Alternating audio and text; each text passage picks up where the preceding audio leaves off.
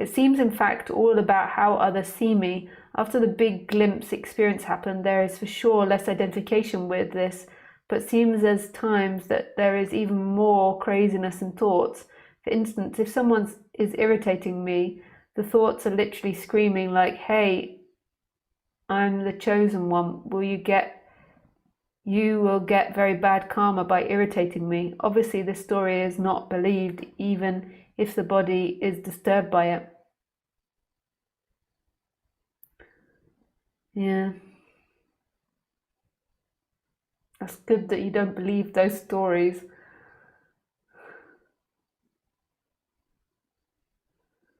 Because you're not the chosen one. I know that you don't believe it, but nobody is.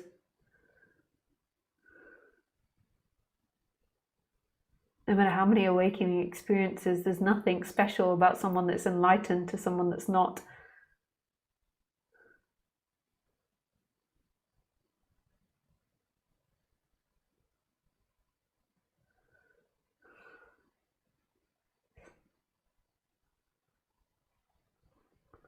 And that's the mind trying to take hold, trying to take its position.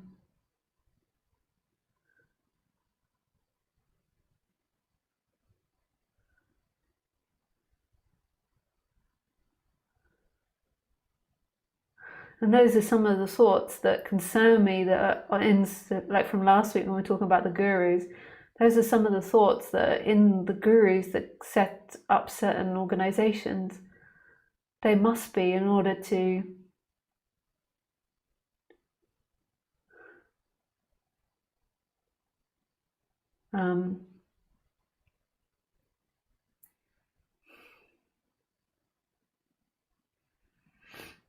organize their surroundings in that way. I mean, what sort of thoughts do you think a person has if they sell the earth they walk on?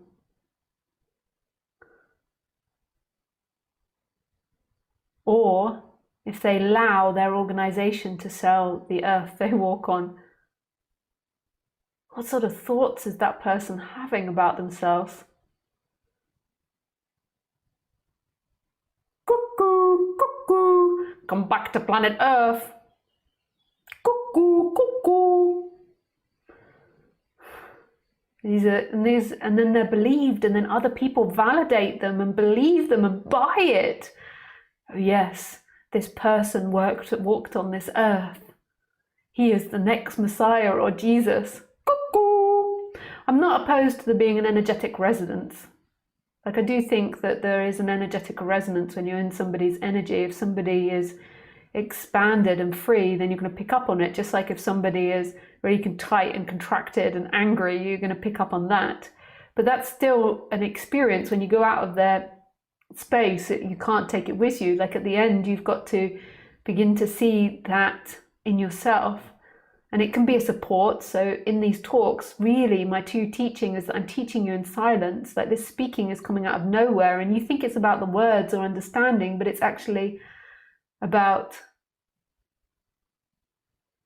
this emptiness.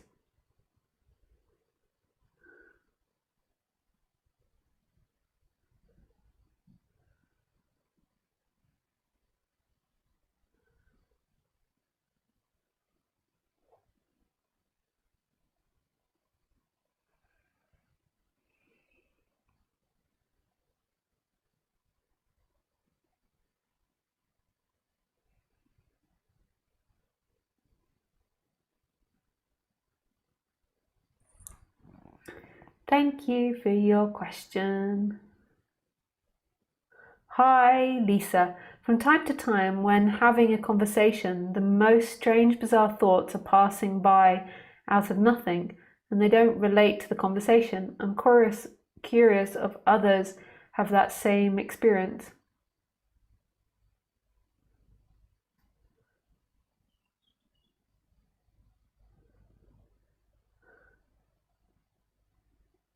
Yeah, more than likely.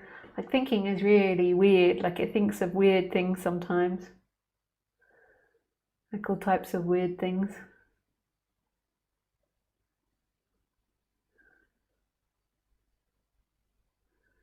Who knows where it comes from? I'm sure everyone does have that experience. Hello, Lisa. Your presence is a blessing for us all. Thank you very much. Eugenia from Italy. Thanks, Eugenia. That's very sweet. I don't see it as a blessing for all. If I did, there would be something wrong here. But it's sweet that you say that and that you feel that, and I really appreciate it. But I just see it as love. It's just this urge to express love. If I saw that my speaking was a blessing for everyone that listened, there would be lots of errors in that thinking. Firstly, it's just a thought, and secondly, that can lead to many delusions. All I can say is that the feeling is that it comes out of love or no place. That there's this urge to express love or nothing. But it doesn't feel like it's a blessing for people. It doesn't feel like it's good. It doesn't feel like it's bad. It just feels like it's coming out. And this to me is balance. When you think that what you're saying is grace or it is grace for other people, this is when the ego suddenly comes in the back door and it's like, what I say is grace for other people. It's just in this moment, it's this urge to express love, just like when I'm writing my book. I'm currently writing a book about a cat called Andrew. And it just feels like love, like this love coming out. Andrew, his name is. Andy Wandy, pudding and pie, kissed the girls and made them cry. That is what his owner says to him. And he doesn't like that. He thinks he's very popular with the ladies.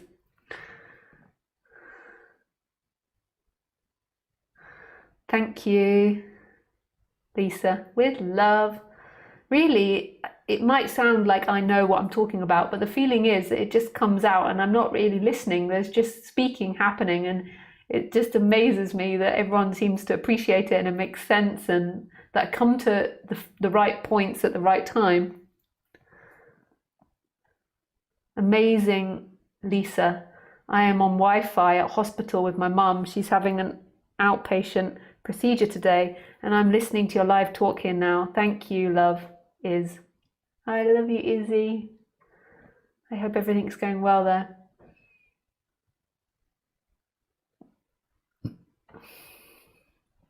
It's typo I wrote you.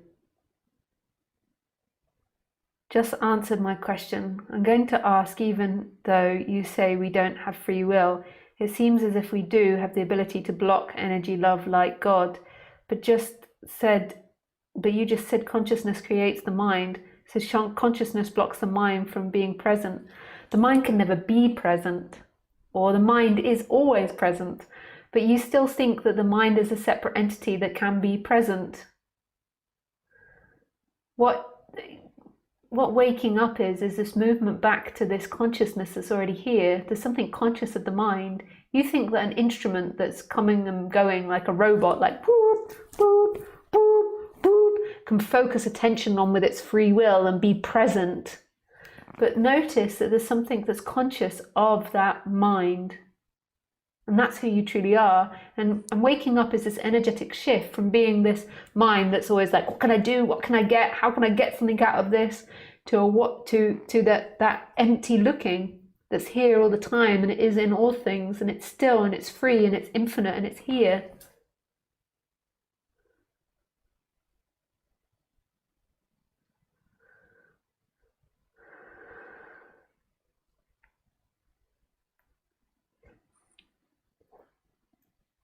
Thanks, Marla. Thanks, Izzy. Anastasia. Hi, Anastasia. Hi, Lisa. Do I understand you correctly? If I am changing and expanding, it will affect other people around me. How does it work? Because you think that you're a limited entity. Well, I mean, I can't explain it because it's so much more than I could possibly explain. But firstly, everything is you. Everything is a reflection of you. So that is number one. Oops, I can see I had to move up my camera.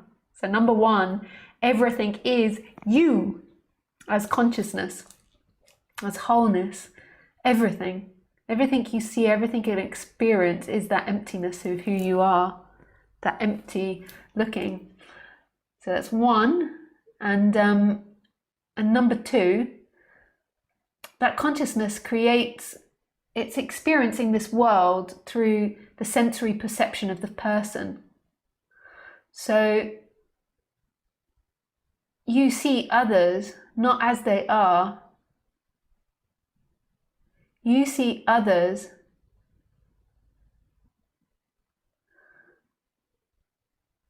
through your projection of them, through your mind. So you never see others, you see what you think others to be.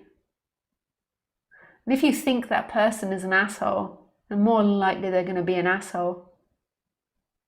If you think that person to be lovely, then more than likely that person's going to be lovely.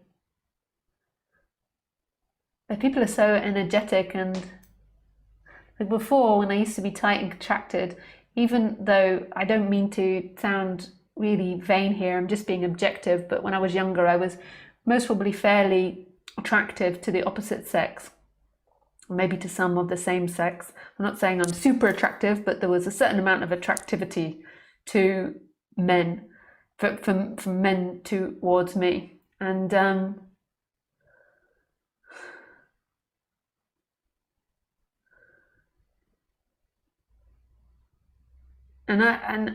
as I got older, and then I had this energetic shift, men were way more attracted to me than prior. Even though I was older and less attractive, I became more attractive because of my energy.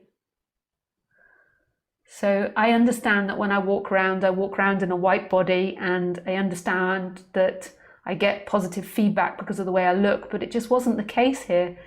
Like, I didn't feel that when I walked around prior, you know, even though I've got what people say is an easy body to walk around with in society, like it fits in European society, and it's average, fair, good looking people respond nicely to it.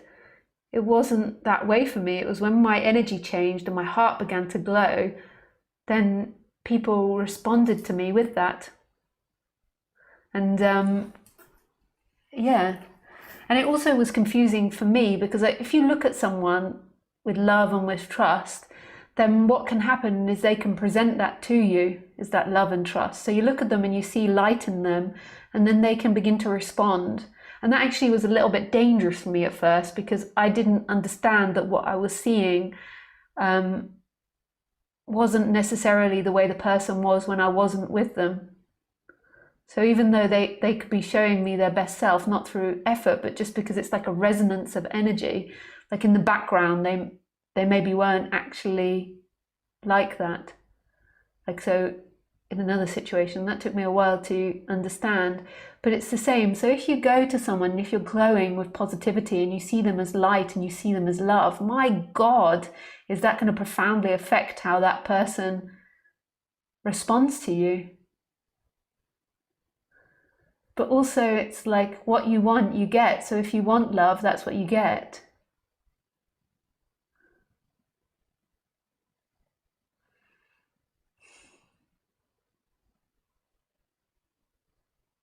If you want intimacy, that's what you get.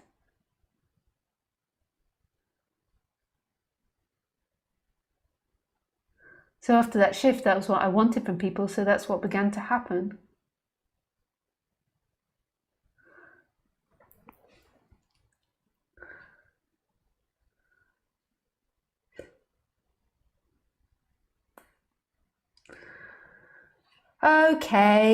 Okay, I didn't finish all the questions. I didn't finish all the questions, but I'm going to finish now, because it is time for me to finish. I have to go. I have somebody coming to pick up William. William, you're going home today, this evening, aren't you? You're happy you're going home? Isn't he sweet? Hey, William. Hey, William. You're going to say goodbye to people? Yeah. He's done. Oh, there he is, he's back. Hello. You good boy. Good boy. What are you doing? You good boy. You going home? You going home?